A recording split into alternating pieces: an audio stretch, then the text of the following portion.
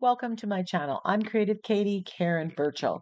In today's video, I am going to share with you my top 7 tips for using napkins in your art journal and mixed media projects. Give my video a thumbs up and leave a comment. So I am working with some napkins from NINNYSNAPKINS.com. I will put the link in the description box. Now, these are both beautiful butterfly napkins, but to really understand them, you need to open them up. This is a bonus tip, and look at the entirety of it. Sometimes that will give you more options. That one was an all over butterfly. This one has a lot more white space, and so I think it's a little bit more usable. So here's tip number 1.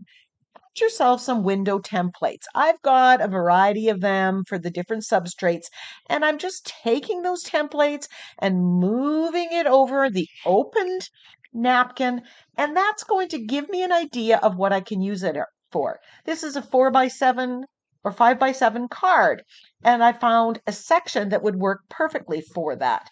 I have some for mini composition books. This one is a 6x6. I love this center motif. That just looks so good. Using the template allows you to block off parts of the napkin and see the different parts. Now I know I have 6x6 cards, I have a 6x6 journal, and I have 6x6 media board, so I could use that. These are coaster shapes, round coasters and square coasters, and so I can slide it over top and decide if this napkin can be utilized for that. Give me something pleasant. Today, I am going to use my mini composition book turned into art journal. This is a blank one. Here's the full-size composition book, and there you can see it's just half size. I love this size. It stretches out. It's challenging me in new ways. But back to the tips about the napkin. So tip 2 is when you get the 2 napkins from Ninny's Napkins, because when you buy them, you get in 2s. Sometimes you can extend the pattern by putting the 2 napkins together as you see here. And that gives you options. So look for that. Now, when I'm using a napkin on an art journal page, especially a napkin like this, I'm not using it as it is. I am going to cut apart those elements. So tip 3 is be brave, release the different areas, parts from the square shape and play with it. Addition it on whatever substrate you're working on, whatever size that is, releasing it. So I'm just kind of rough cutting it, getting rid of the square shape, and this allows me to just move it around, play with it till I get something that I like, that is pleasing to my eye. That may be. So here I can add a stem, I can double up that one, maybe add a butterfly here. So tip 4 is you need to take off the excess plies of the napkin. Just a little water or a little glue on your finger will help you take that off. And then you are going to use a liner brush with a little bit of water to water cut around it and get rid of any of that excess napkin. And cut off any parts that you don't want. This gives a deckled edge. It makes it disappear when you glue it down later. And it is the fastest way. So forget about the scissors. They don't get in there and it takes a lot longer.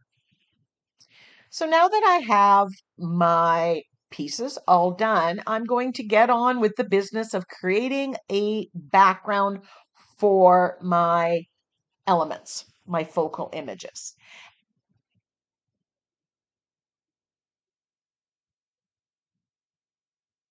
And there is another tip coming along very shortly.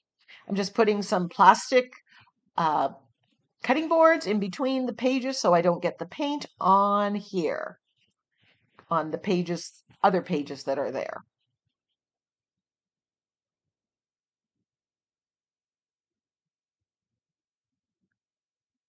So tip number 5 is when you're choosing your background colors,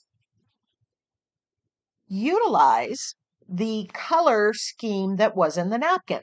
There was kind of the yellow, pink, off-white. So those are the colors that I am going to put into the background. I'm using white gesso, titanium, unbleached titanium, a little bit of Naples yellow, and a little bit of quinacridone magenta. And those colors came directly from the focal images of the napkin. So I don't have to reinvent the wheel. I'm just leveraging the artist's decision, the one who created the napkin, and helping it guide my color choices. So don't be afraid to use the napkin to guide your knowledge. So here I'm just stenciling with white paint on top of this. This is just kind of knocking back some of that background, breaking it up, adding some interest to the background, as I would any background. And then I am giving it a good dry in between layers. And you can see here how the colors that I've chosen for the background really coordinate well with the focal image from the napkin. Now here I am doing some stamping with this Plum Archival ink. This I consider a mistake, and I'm going to show you how to correct that later on. I didn't like how this worked out. I shouldn't have done it before I glued down the napkin. So that's another bonus tip. Don't stamp before you glue down. Now, tip number 6 here is glue it down with fluid matte medium. And I put a coat of fluid matte medium underneath and on top to seal it. Both of those things are important. And I prefer using Liquitex Fluid Matte Medium for the napkins and a nice soft brush. So here I'm piecing together parts that I've cut out, water cut from the napkin. Now, doing that stamping, it's showing up through the napkin, and I did not like that effect. So I would have glued it down first, and usually I do. I thought I could get away with it, and I didn't like what happened here. But as is the case, that we can undo, and I do show you how you do that. Tip number 7. The napkin colors are just a start. You can tweak the colors by a wash of acrylic paint. Here I'm using my Inktense blocks and some gesso. And the reason I'm using gesso is I want to block off that stamping. I don't want that coming through. And here's so I'm using a combination of that, and I'm deepening the color a little bit. Here I'm adding gesso, tweaking the color, mixing colors, doing a wash. I'm using my Inktense blocks. You can use acrylic paint. You just have to thin it down a little bit, or whatever color medium you choose to use. So I'm really deepening the colors. Using the fluid matte medium to seal the top of it is key to overpainting.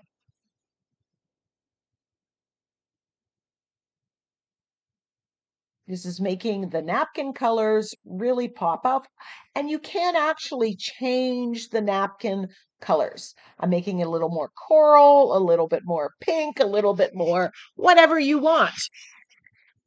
So the napkin is just the starting point, but you don't have to do it as it is. You can set up your own composition, and you can even change the colors. Make it your own.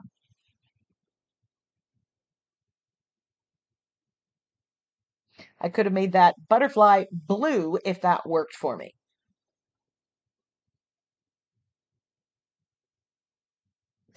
So here I'm taking my makeup sponge with some white on it. I'm just kind of trying to knock back some of that text, that stamping that I did. I don't really like it. I don't want it to be so prominent. So I'm just kind of adding color to my background. This is a from my Hit the Reset Button sentiment pack. I picked out a couple of them. I really like the Every Season of Your Life will require a new version of you, but it's a little wordy for the size of this, so I'm going to opt to use the other one. And I'm just cutting it so I can put it on both pages. And when I'm doing an art journal page that is long like this, longer than it is taller, I like to have your eyes stretch across the page. Playing with it, seeing which I like better, always auditioning. And then I decide, I'm going to use some stencil butters. With that stencil, I have the kind of coral. There is a dune color, I believe, and a tangerine color. And I'm mixing it all on the key card, and it's just going to add some nice dimension and shine to my page. Again, those colors came from the napkin. I'm sticking true to that. And then you're going to have a cohesive page. So if you're not up on color theory or not confident in your ability to choose colors, use the napkin as your guide.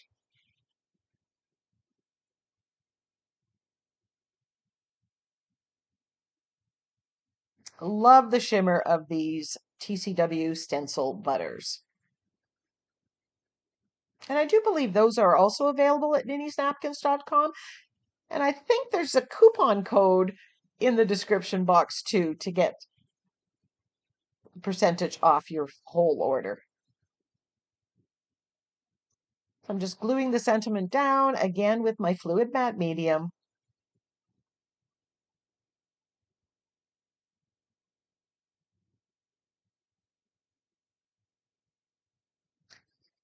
Still not liking that stamping that's there, so adding a little bit more white gesso with my fingers, knocking it back.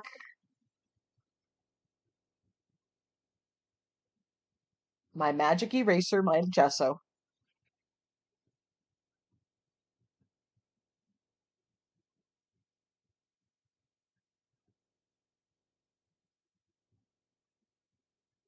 And then I decide, I had a couple of those butterflies. Maybe I'm going to use them. But first, I'm going to edge the page and see if that's going to do it for me.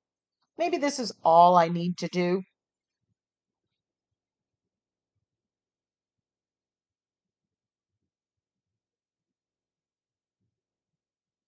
So if you don't use napkins, look at your napkins and see, can you use them? They are a great source of focal image. They're a great source of collage papers that you can use on a multitude of pages and projects. Here I'm taking a piece of drywall mesh and I'm just using some black acrylic paint on my stencil brush and stenciling through it. Just adding a little bit more interest to my background and depth. It was looking a little too plain.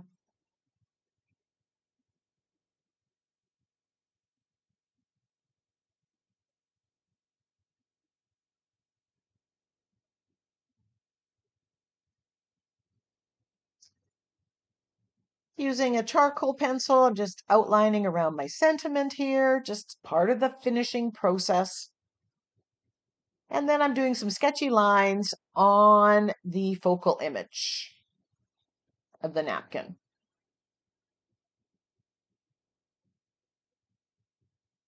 It just brings out the elements of that napkin.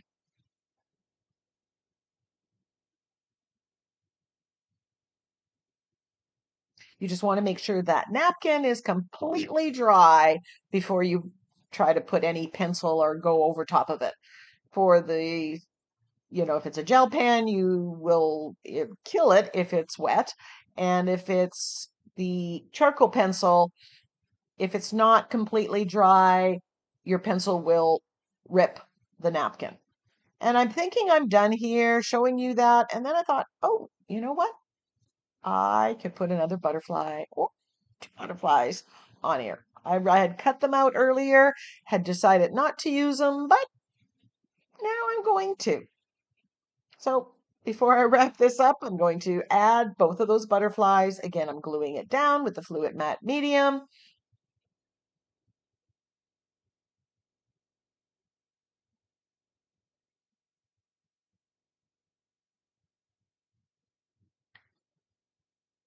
And once that's dry, I'm going to add color, just like I did for the initial focal images.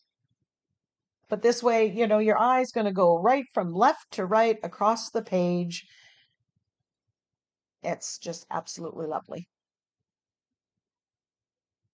And now I am going to call it done. Love how this all came together.